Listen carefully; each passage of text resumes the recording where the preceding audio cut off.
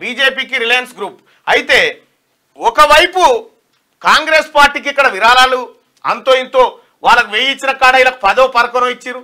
ఇస్తే ఈ పైసలు కూడా ఎన్నికల్లో వాడుకోకుండా ప్లాన్ ప్రకారం అకౌంట్లు సీజ్ చేసింది నరేంద్ర మోడీ సర్కార్. కాంగ్రెస్ ను ఆర్థికంగా దెబ్బతీస్తున్నారు. సోనియా ఎన్నికల ప్రచారం చేయకుండా అడ్డుకుంటుండ్రు. మా పార్టీపై మోదీ అమిత్ షా కక్ష కట్టిండ్రు. ఇలా అయితే ప్రజాస్వామ్యం బతకదని కామెంట్. ఐటీ పెనాల్టీలు కాంగ్రెస్ కే వర్తిస్తాయా? ఖర్గే బీజేపీ డేంజర్ గేమ్ ఆడుతున్నదని ఫైరు.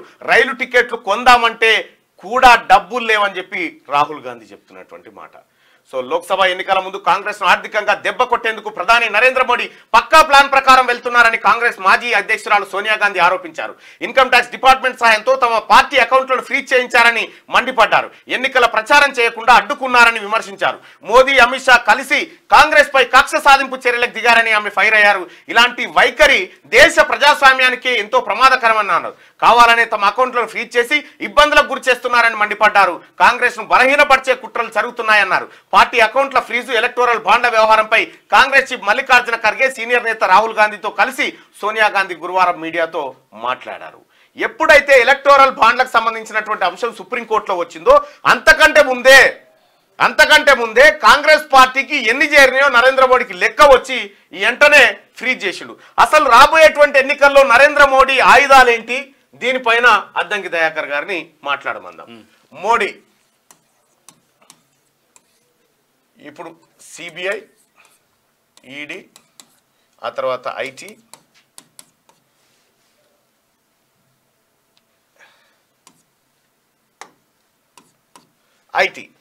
ఇవి ప్రధానమైనటువంటి అస్త్రాలు. ఇక్కడ మీరు ఇప్పటిదాకా చూసిన లిస్టులో ఏ ఒక్క కంపెనీ పైనైనా ఒక ఈడీ సోదాలు కానీ ఎవరైనా అవకతవకలకు సంబంధించినటువంటి అంశాలు తెర మీదకి వచ్చినాయా? రావు.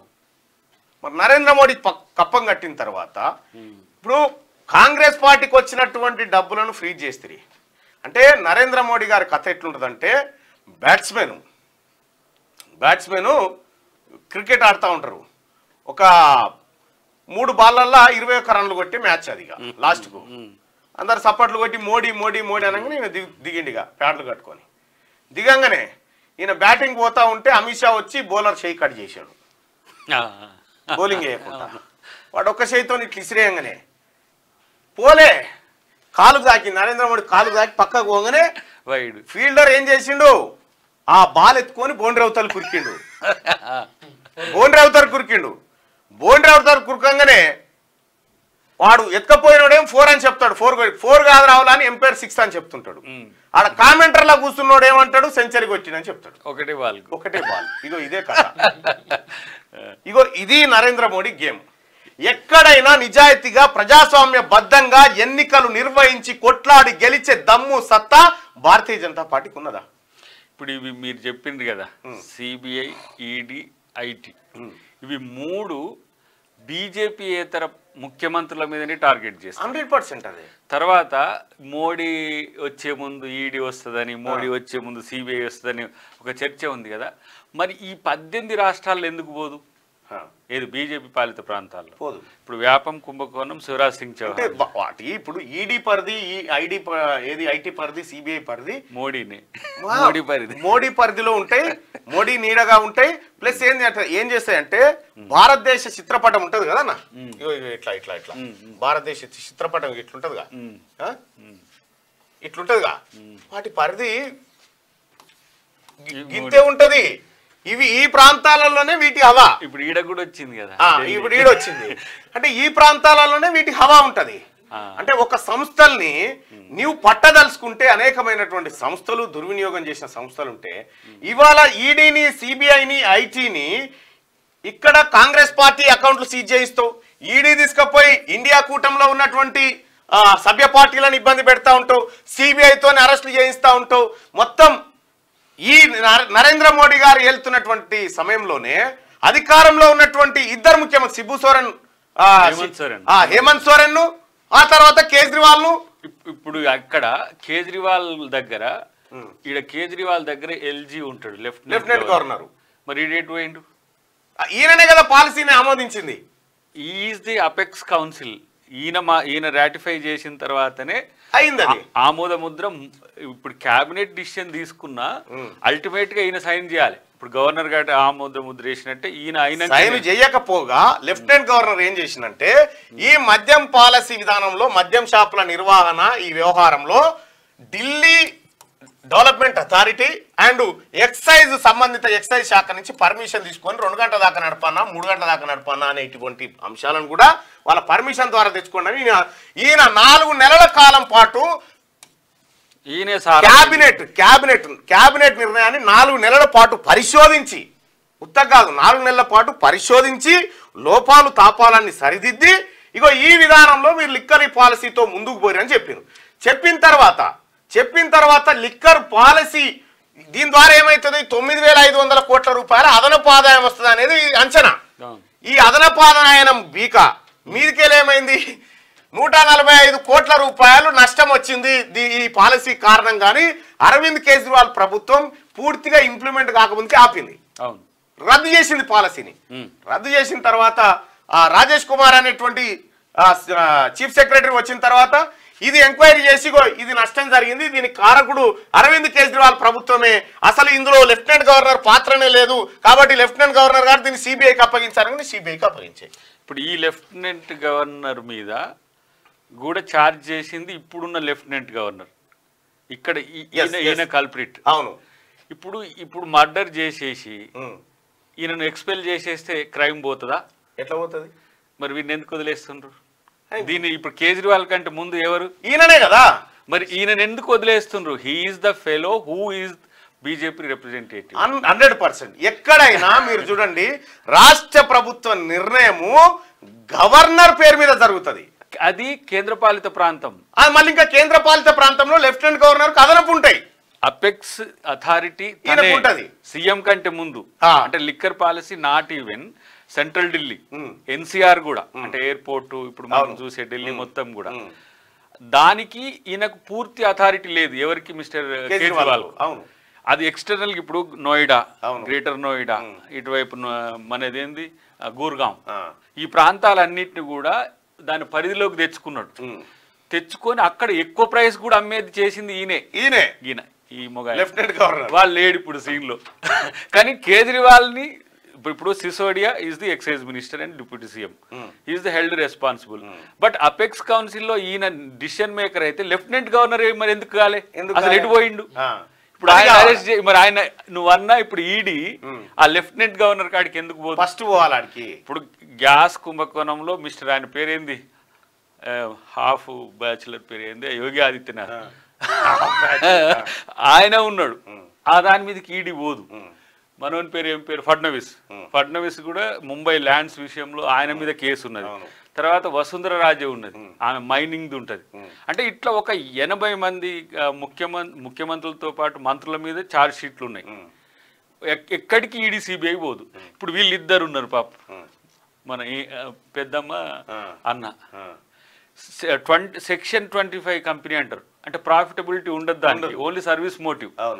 అది నేషనల్ హెరాల్డ్ అయినప్పుడు స్వాతంత్ర సమరం అయ్యేటప్పుడు నెహ్రూ పేపర్ పెట్టించిండు, బ్రిటిష్ వాళ్ళ పేపర్లు మన గురించి రాస్తలేరని. ఇప్పుడు కూడా ఈ బీజేపీ వాళ్ళ పేపర్లు టీవీలు రాస్తలేరని చెప్పి ఆ నేషనల్ హెరాల్డ్ రివోక్ చేయడానికి ఒక న్యూ యంగ్ ఇండియా అని చెప్పి ఒకటి పెట్టింది. ఈ మోడీ మీడియా వచ్చిన తర్వాత మోడీ దాన్ని ఏమంటారు ఇప్పుడు కొత్త గోధి మీడియా అని చెప్పి ఇప్పుడు అన్నట్టు గోధి మీడియా వచ్చిన తర్వాత ఈ ప్రపంచానికి ఏం చూపించాలి, ఏం చూపించకూడదు, ఈ 2 అంశాలే. ఏమి చూపించాలంటే చూపించే అంశాల్లో నరేంద్ర మోడీ గారి షర్టు మీద ఇంత మరకబడకూడదు, చాలా కడిగిన ముత్యం లెక్క ఉండాలి ఈ కథ. అక్కడ లద్దాఖ్లో దాదాపు 30,000 మంది ప్రజలు తమ హక్కుల కోసం రోడ్డెక్కి 15 రోజుల నుంచి అక్కడ పోరాటం చేస్తుంటే ఈ మోడీ మీడియా ఏ ఒక్కసారి కూడా దాన్ని చూపించలే. అదొకట. మొన్న మణిపూర్లో ఒక మెడల్ వచ్చింది. ఒక్కసారి రండి సార్ మోడీ అని ఏడ్చిండు. కాదు, మోడీ ఈడీ పోకపోతే దాని బోందా. ఈ మోడీ అంటోడు మణిపూర్కి ఎందుకు పోట్లేడు? తెలంగాణకి ఇప్పుడు ఈ వారం రోజుల్లో 10 రోజులు 3-4 సార్లు వచ్చింది. నేనేమంటున్నానంటే మణిపూర్లో నరమేధం జరుగుతుంటే Modi board, Modi media board. ఇప్పుడు వీళ్ళు సెక్షన్ 25 కింద ఆమె పోయి కూర్చుంది పెద్దమ్మ, కరోనా అయిపోగానే పిలిపించింది. ఆమె నీకు అయిపోయిందమ్మా మళ్ళీ మేము పిలుస్తామని చెప్తే నేను లేవను, ఇప్పుడు నేను నేరం చేసిందనేది కన్ఫర్మ్ అయితే మీరు ఇక్కడి నుంచి నన్ను జైలుకి తీసుకుపోండి, కానీ దీన్ని ఎక్స్టెండ్ చేయకండి, రాజకీయాలకు వాడుకోవద్దు, నేను నాకు జ్వరం వచ్చినా సరే నేను కూర్చుంటా అని తను కూడా. మీరు ఇప్పుడు దీన్ని ఏంటంటే ఈ మీడియాతో ఏం చేస్తారంటే మార్నింగ్ లేచిన కాంచి మీకు 2 న్యూస్ ఉంటాయి. మీరు అన్నట్టు ఆయన ద్వారకలో పోయి నీళ్ళలో పోయి పోరాడుతుంటాడు, పులులతో తిరుగుతుంటాడు, సింహాలతో ద్వారకలో అది పెట్టుకొని లోపలికి పోయి శ్రీకృష్ణుడు జన్మించినటువంటి శ్రీకృష్ణుడు ఏలినటువంటి నగరాన్ని మళ్ళీ పైకి తెస్తా అంటాడు. ఇటు బీఆర్ కాడికి పోయి శ్రీకృష్ణుడు వారసుడు అయినటువంటి లాలూ ప్రసాద్ యాదవ్ సర్కార్ను కూల్చొస్తాడు. అటు మణిపూర్ లో మహిళ మంటల్లో కాలిపోతున్నా పట్టించుకోడు, మహిళా బిల్లు మాత్రం చట్టసభలో తెస్తా అంటాడు. తర్వాత మీరు నేషనల్ మీడియా మీరు చూడండి, ఏదైనా పొద్దుగాలు లేవంగానే ఒకటేమో మోడీ గురించి మీరు సూట్ బూట్ ఉంటుంది, రెండోది ఇతర పార్టీల నాయకుల యొక్క అవినీతి మీదనే అంతే ఎవ్రీడే. ఇంకా ఇక నరేంద్ర మోడీ గారికి సంబంధించినటువంటి 1-2 ఆనిముత్యాలు మనం చూసుకుందాం. ఎంత జూటా మనిషి జూటా మాటలు చెప్తా ఉంటుండంటే ఇక చూడు ఆయన మాటల్లోనే ఇంకెవడొద్దిగా 40 ఏళ్ళు ఫస్ట్ ఆ తర్వాత 35 తెచ్చిండు. ఇప్పుడు దేశాన్ని కూడా బిచ్చం అనుకుంటే అంతే కదా. మన అదృష్టం ఏంటంటే దేశాన్ని బిచ్చగాని చేతిలో పెట్టిరు మీరు అని చెప్తున్నాడు. కాదు, ఫస్ట్ 40 తర్వాత 35 చెప్పింది అది. ఇగో ఇట్లుంటాయి ఇవి. నేను విదేశీ పర్యటనకు పోయేటప్పుడు మీడియాను ఎంట తీసుకొని పోతా, నేను ఏదైనా సమావేశం నిర్వహిస్తే ఈ మన దేశ మీడియాకు వివరిస్తా ప్రెస్ కాన్ఫరెన్స్ పెట్టి, అది ఫ్లైట్లో వచ్చేటప్పుడైనా లేదంటే దిగిన తర్వాతనైనా పూర్తి స్థాయి వివరాలు. ఎన్నడన్నా మోడీ చేసిండ? ఒక్కసారి ఏదో మాట్లాడబోయిండు, అది కూడా తప్పయింది. ఏదో ఒకసారి మాట్లాడబోయిండు. అసలు మన్మోహన్ సింగ్ ప్రభుత్వానికి మన్మోహన్ సింగ్ ప్రధానమంత్రి ఒక ఎకానమిస్టు ఎంత గొప్ప లెజెండరీ. ఈయనకు విజువల్ ప్రాంప్టర్ ఉంటదట, విజువల్ కళ్ళద్దాలకే వస్తాయి రేస్. ఈయన చదవాల్సిందంతా ముందు పోతుంటది. ఒకవేళ పుసుక్కుని ఇంగ్లీష్ అయితే సస్తాడు, అంటే ఆ రాడాలు ఏదో వెతుకుతున్నట్టు చెప్పిండు చూడు వెనకటికి. అట్లా ప్రాంప్టర్ ఉంటదట ఇప్పుడు ఇంట్లో ప్రాంప్టర్ తో.